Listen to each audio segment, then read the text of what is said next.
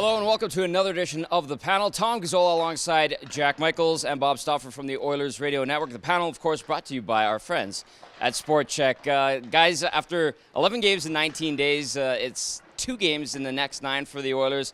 The stamp that they put on the end of that little stretch in Calgary, how important was that in terms of separation and opening up some space between them and the wildcard teams? Well, it's huge. I mean, and not just the win over Calgary, but a head-to-head win over St. Louis, getting a point out of the Nashville game. I mean, the Oilers have been munching points now for a while. I mean, 11-3-3 in their last 17.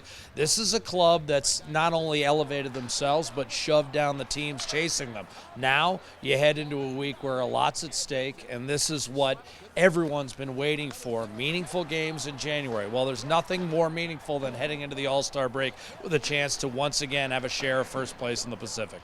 All right, Anaheim, San Jose, the 2 teams that are ahead of the Oilers in the Pacific Division. They're a couple points behind each. They both won last night. Bob, what are you guys looking for in these 2 games here? I want to see how much progression and growth has occurred with this Oilers team. I mean, I think they still are a growth team. They're built to win games in the Pacific.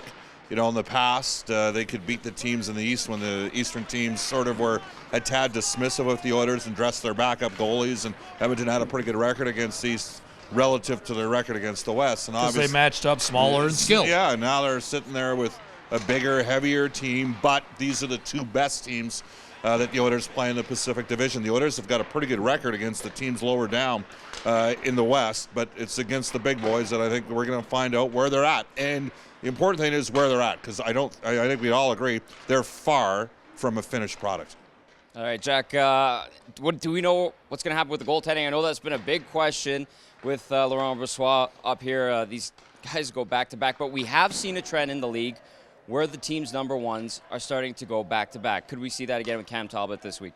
Well, I think it might depend on workload. I'm not completely I don't think it's a complete reach to say that were the Nashville game, significantly under 3 hours and there weren't 88 face-offs and there wasn't an overtime session and a shootout and Cam Talbot didn't face a season-high 44 shots against, all of those factors, I think, contributed to Laurent Brossoit getting the start in Calgary. But now that Brossoit has his first NHL win, and a confidence-building win at that, in the Battle of Alberta against the team who drafted him, then I don't think if Talbot has even a normal workload against Anaheim that it would be a surprise if Brossoit comes back against San Jose.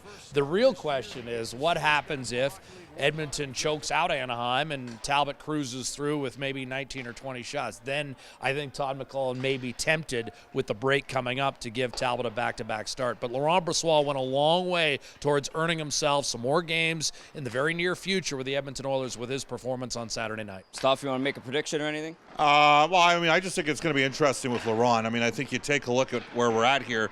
Peter Chiarelli, we are closing in on the trade deadline.